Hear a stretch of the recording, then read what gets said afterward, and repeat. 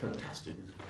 Responding to our advice, and that's really where I want to begin, by thanking everybody, by thanking you in the media, and also thanking everyone for the huge efforts that the country is making to comply with the advice that we've been given. And we're asking such a huge amount, asking students to put their education on hold, we're asking people not to socialise in the normal way, and already we can see the impact that this is having on the UK economy and on business, on great companies. And so it's vital that we in government stand behind them when what we are asking everyone to do is so crucial for saving literally thousands of lives by defeating this virus. And I'm conscious as the days have gone by that people will want to know how long we are expecting them to keep it up. And I wanted to try to say something today about how I see the timescale of this campaign and where we're going and what we need to do. And I do think, looking at it all, that we can turn the tide within the next 12 weeks. And I'm absolutely confident that we can send a coronavirus packing in this country, but only if we take the steps, we all take the steps that we have outlined. And that is vital, because that is how we're going to reduce the peak. And once we've achieved that, and I think that we will, if we do take the steps that I've said, then the scientific progress that we're making will really start to come into play. And I wanted to discuss a little bit of that this afternoon with you, because we are rapidly becoming so much better at understanding the genomics at the heart of this virus. A lot of that is going on in this country. We're getting better at understanding the medicines that may treat and cure it. And today we've put the first British corona patient into a randomized trial for drugs that may treat the disease. UK experts, scientists expect to start trials for the first vaccine within a month. And above all, we're getting better at testing. This crisis is so difficult because the enemy is invisible. And the answer is to remove the cloak of invisibility and to identify the virus and to be able to know which of us is carrying it or who has actually had it and now got over it. And to give you an idea of what is coming down the track, we're in negotiations today to buy a so-called antibody test, as simple as a pregnancy test, that can tell whether you have had the disease. And it's early days, but if it works as its proponents claim, then we will buy literally hundreds of thousands of these kits as soon as practicable, because obviously it has the potential to be a total game changer. Because once you know that you have had it, you know that you're likely to be less vulnerable, you're less likely to pass it on, and you can go back to work. And of course, by the same token, we're massively increasing the testing to see whether you have it now, and ramping up daily testing from 5,000 a day to 10,000 to 25,000, and then up to 250,000. And that knowledge of where the virus is will make a huge difference to our management of the disease and our ability to reduce disruption and economic difficulties. And I wanted to set that out because this is rapidly coming down the track, as I say, but it will take time to come on stream.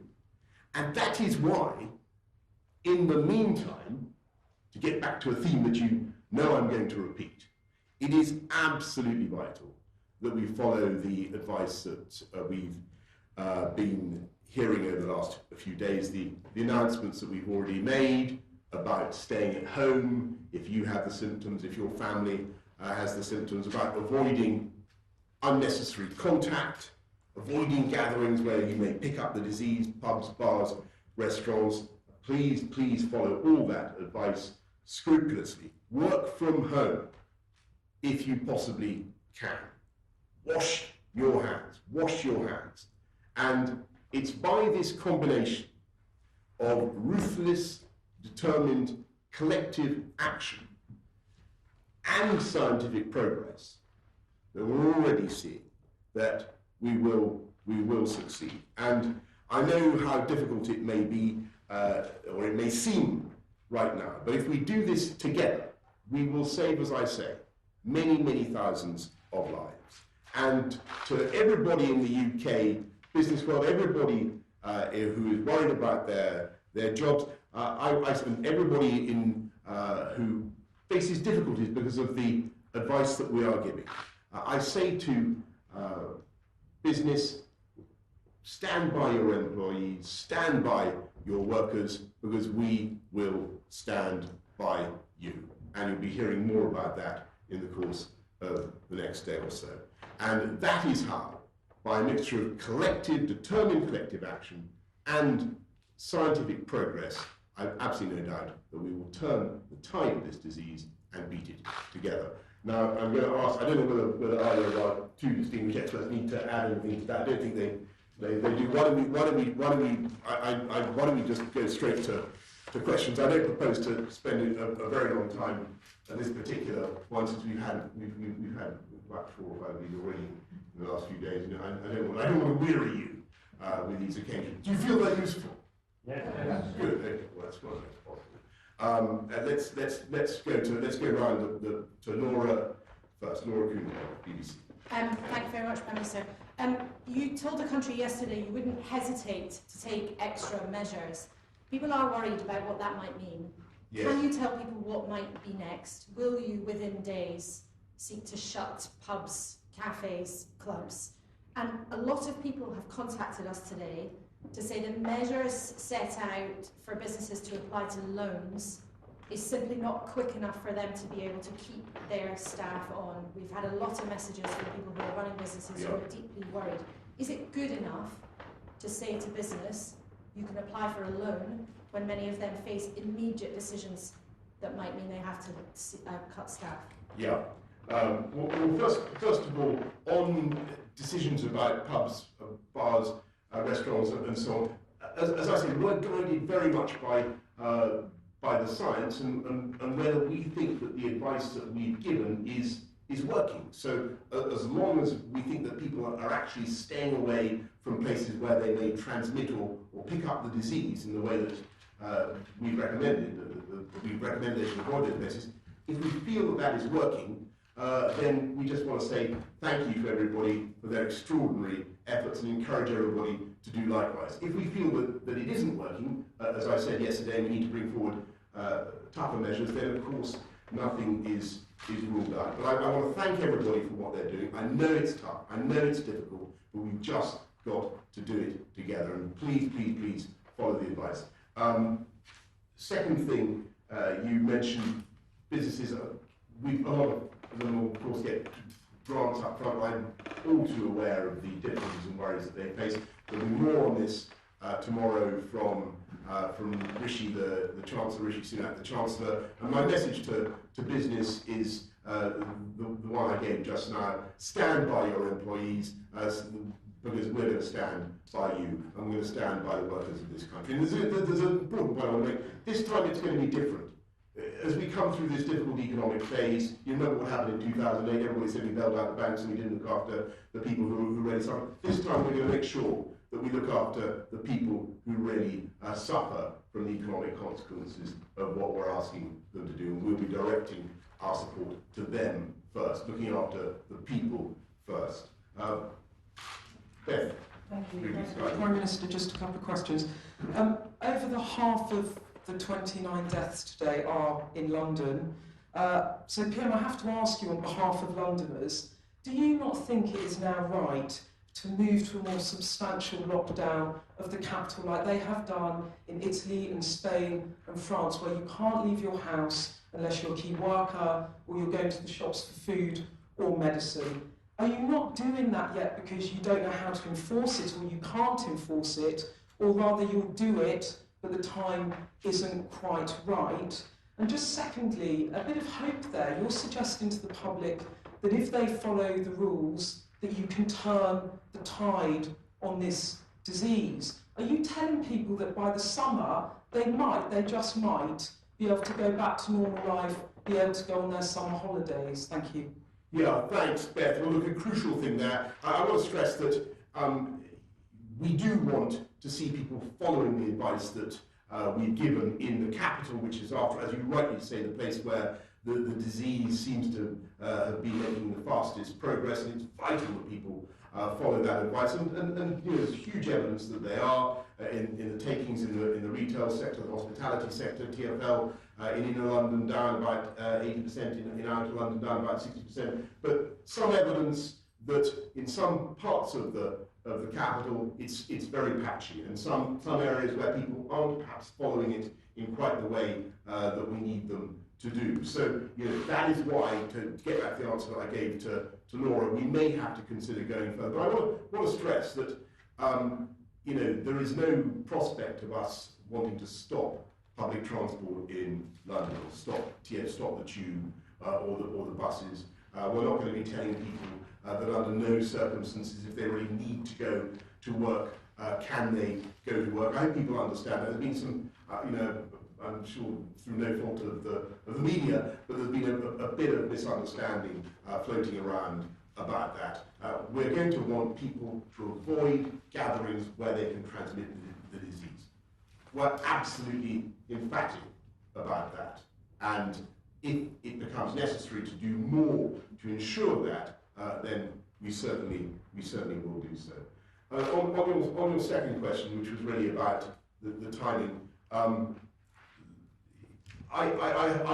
very confident we'll get this thing done. I'm very confident that we'll beat coronavirus. I think we can turn the tide within the next 12 weeks, but it depends on collective, resolute action.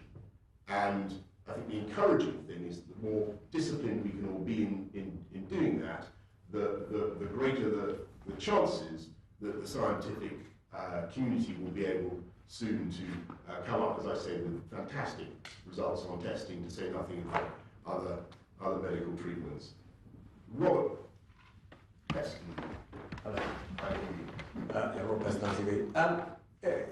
If I could ask a couple of questions to Chris Whitty.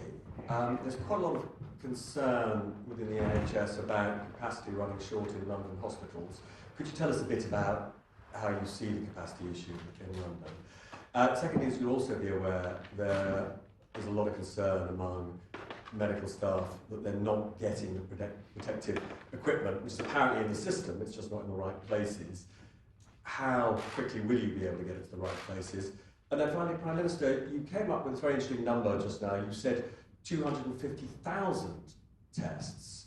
What did you mean by that? Are they on course soon? I'm going to pass that ball straight down the line to Patrick, who gave me the figure earlier on. But that's where we want to get to. I mean, we want to. Testing is, I think, crucial to our success in defeating this virus. We're making fantastic progress on testing. We had a great meeting in number 10 a couple of nights ago with people who are supplying tests of all kinds, not just the antibody tests that I mentioned, but much faster and more efficient tests to see whether you currently have the disease. And the potential of those to help us is obviously enormous. We're not there yet, but we will get there very soon. Patrick, what do you want to say about testing? Yeah, Chris has obviously got one answer there as well, but the testing, so Public Health England are currently leading the testing on this. They're ramping up to 25,000. There are proposals to get that much higher through other mechanisms for the virus itself. And then the antibody test, if that turns out to be something that can really be applied, that's one we want to ramp up as well. So ideally, you'd like to get to those sorts of numbers. You'd like to be able to do it for both testing the infection itself and testing the antibody. Going on practically, can that be done in a few short weeks? Practically, that can be done. I mean, the testing for the virus is a pretty standard technology. It just happens to be obviously precise for this virus, but it's not a new technology you've got to invent. And if the antibody test is reliable and works, and you know, the ifs in that that sentence, but if it does, then that's a relatively easy thing to scale up. On pressure in London, so at the moment, London from the coronavirus is under pressure, but indirectly, but that's going to go up. And that is actually the reason for doing all of the things we're trying to do. And the first thing that will get under the greatest pressure will be in the intensive care and respiratory care system. That's the thing which, in a sense, that's the first point of real pressure on the NHS that's going to happen. And to be clear, even if everybody does all the things we hope and really, really would ask that they do, the numbers will continue to go up over the next 2 weeks because it takes a while for there to be a lag. There's a lag until things start to improve. Now, at that stage, we need to do 3 things. The first of which is obviously to try and pull the peak down, and that is the key thing that everybody can help with in terms of the social distancing. And let me be very straightforward. If the numbers are high enough, if a high enough proportion of people choose to and do go in for serious social distancing, and there's a lot of evidence a huge proportion of people are, we don't know yet whether it's enough, that will pull the peak down. If they do not, then that is going to be a problem. This is the national effort bit. The second thing we have to do, and this is an NHS issue, is to increase the number of beds which are capable of taking respiratory patients, because that's the big bottleneck for this particular infection. So that's very important. And then the third thing we have to do is, at the moment, all NHS staff who are getting symptoms that are compatible with this virus are quite rightly self-isolating and isolating with their families if they have a household, and that is taking people out of the system. And the key thing we need to do is get the testing out. First priority was ITU, second priority all the people who got symptoms, but the next priority for us is to get the NHS workers so we can test them quickly, and then if they got it, fine, they continue, but they know they've had it once. If they've not got it, then they can come back to work, or if the reason they've stayed at home is because someone else in their family has got the symptoms, we will test them and see if they've got it. On PPE, there's a local and a global issue on this. I completely understand the points that my colleagues in the NHS are concerned about on PPE.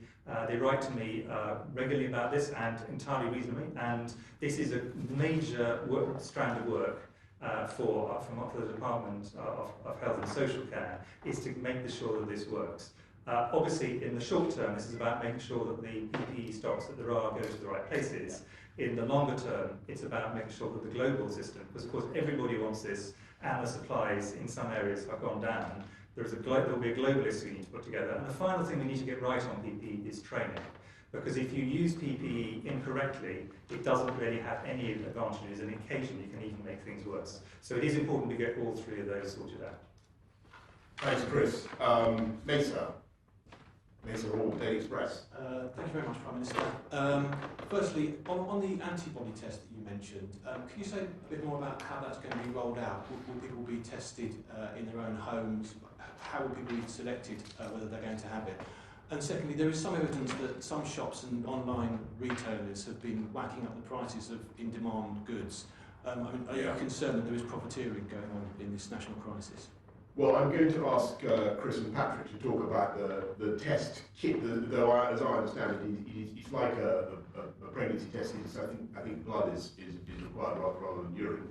But that's the basic idea. But I'll invite the experts and the scientific and comment on the test. And Mesa, on mass buying and the price issue, I really hope that retailers will continue to be reasonable, and I certainly wouldn't want to see profiteering of any kind. As I said before in these meetings, we've got good supply chains, farm to fork. There's no reason for the shops really to be empty. And just, of course, everybody understands why people are buying stuff. We're all being advised just to stay at home if we think we have symptoms and so on. But please be reasonable. Please be reasonable in your shopping. Be considerate and thoughtful of others as you do it. On the antibody tests, we should be clear that although we're confident there will be antibody tests, we're not absolutely confident yet about whether the ones that are currently on the market are the right ones, and that needs to be tested out, and that's something which is an absolute priority for Public Health England. But once we have these, the key thing for, in the first case, healthcare workers, and then other workers and members of society, is we'll be able to say to someone, you've had this virus, you're not likely to get again, at least in the immediate term, and now we can be confident you can return to work, and now we can be confident you don't need to take some of the precautions that you've been taking to date. Now, there'll be a while before we've actually got this in large enough numbers, and this is more useful for a variety of reasons. Probably this is not the right environment to go into, but more useful the further on in the epidemic it is. But this will be something which helps society to normalise little by little, even whilst we still have a significant number of cases. So this is going to make, as the Prime Minister says, a very big difference in the long run, once we've got tests that we can rely on. Thanks very much. Lucy Fisher, Tiger. Thank you. Two quick questions, if I may. Firstly, to the experts, new data from the Centres for Disease Control and Prevention shows that nearly 40% of patients sick enough to be hospitalised in the US were aged 20 to 54. Is there any concern that the pandemic is affecting younger people in the UK worse than previously thought? And secondly, Prime Minister, a tide of redundancies are sweeping the country, and your own MPs have said that government is not doing enough to help struggling businesses retain workers. You've mentioned that the Chancellor is going to talk more about this tomorrow, but do you accept that every day you delay announcing new support measures will cause thousands of jobs to go? Well, just let me say, first of all, on that, it's very, very important everybody understands that we will stick by businesses, and I hope that businesses will stick by their employees. This country is going to bounce back. We're going to need some fantastic companies remaining to bounce back as well. And it's absolutely vital that everybody understands that. Now, Rishi will be saying, the Chancellor will be saying more tomorrow about the package we're putting in place for workers across the country to support everybody through this difficult time. We've been talking to the trade unions and others today, and we think we'll have a great package ready to go. So I hope people will stick by their employees, because we're all going to need them. On the second question you asked, it's clear there are three things that probably people need to think about simultaneously. Firstly, the great majority of people who get this virus, irrespective of age, will recover from it, and most of those will have a mild or moderate illness, not requiring any hospitalisation. Very important to make that point first off, because I think that is a key point for people to remember. It is particularly seems to be true for children, where children seem, on the whole, to have this as a milder disease than adults, and probably quite a lot milder in most cases. The second thing is, it is also true that particular groups of older people or vulnerable people, medically vulnerable, do get this more severely. And if you look in the data from China, if you look in the data from Italy, and if you look in the data initially from the UK, most of the deaths are occurring in those groups. But, and this is the point that the US is making, and I think it's an important point to emphasise, that is not to say that there will not be severe cases amongst people who are younger adults. And that is important, because it's important that people don't trivialise this. This is a significant issue for everybody, although the great burden of disease will tend to fall in terms of severe disease in the more vulnerable groups, and that's why we've given very specific advice to people who are over 70 or have pre-existing health conditions, that there will be people who don't fall into those groups who will fall seriously ill, unfortunately. The great majority will not, but some will. And so we do ask people, take this seriously for yourself, as well as taking it seriously for all of society, and as a way of taking pressure off the NHS. Thanks very much. Gordon, Gordon Ray, turn up. Last question, I'm afraid, everybody. Thank you, Prime Minister. Just to pick up on what Beth asked earlier, you've quoted this figure of 12 weeks to turn the tide, which is the first time you've said that. You haven't really defined for us what turning the tide means, but I don't know whether perhaps Chris or Sir Patrick might be able to explain what that would look like. Does that mean that we will be well over this and we'll returning to our normal lives, or does that mean that we will have just hit the peak and we'll be starting to go back to the other side? What does that actually mean? Well, what I want us to do is to get on top of it. And at the moment, the disease is proceeding in a way that does not seem yet to be responding to our interventions. And I believe that a combination of the measures that we're asking the public to take and better testing, scientific progress will enable us to get on top of it within the next 12 weeks and turn the tide. Now, I cannot stand here and tell you that we will, by the end of June, that we will be on the downward slope. It's possible, but I simply can't say that that's for certain. Of course not. We don't know where we are, and we don't know how long this thing will go on for. But what I can say is that this is going to be finite. We will turn the tide, and I can see how to do it within the next 12 weeks. Anyone want to comment on Patrick? Well, I think we're absolutely at the beginning of this, where the measures that are in place should start having an impact on the rate of growth of the epidemic, and those are significant measures, as we all know, and they're expected to then delay and break transmission chains. So you would expect the epidemic to come down, and the sooner we get that down, the more then we can move into phases as well, where we can test and trace and make sure that we keep on top of this. And there's a start of clinical trials, first patient enrolled today. There's the start of vaccine trials in mid-April expected. These are things which altogether start to tell us that we've moved from a phase of it's growing and we need to take these measures to try and stop it growing, to ones where we're saying put a lid on it and begin to start looking at what we do beyond that in order to get into the right position. And so I think that's where we need to get to, and that's the time scale over which we need to really push to make sure that we get there. Thanks very much, everybody. I hope that I don't want to sound, I'm often accused of being unnecessarily boosterish about things, and I certainly don't want to strike that note today. But I genuinely think that by the combination of these two things, we will turn the tide and we will get through it. But it is vital that we all do the first of those, take the first of those two steps together. We do need a very, very energetic, concerted effort to follow the medical advice, and everybody knows what it is. We will make a huge, huge difference if we all do it together. And then I think what will happen is that we will start to see developments such as we've seen in other countries where the curve has started to come down. We will see the impact of our testing program, some of the new tests that we're talking about. I think we'll start to see those making a profound difference. And that is why my message to companies is really think very carefully before you start laying off your staff. We do want to stand behind good companies. We do want to make sure that people recognise that if they stand behind their staff, they should stand behind their staff, because we in the government are going to stand behind British firms. And as I say, you've heard more about that this week from the Chancellor. You're going to hear more tomorrow about what we're going to do to support employees. Thank you all very much. This is probably, I think this is I can't remember how many of these we've now had.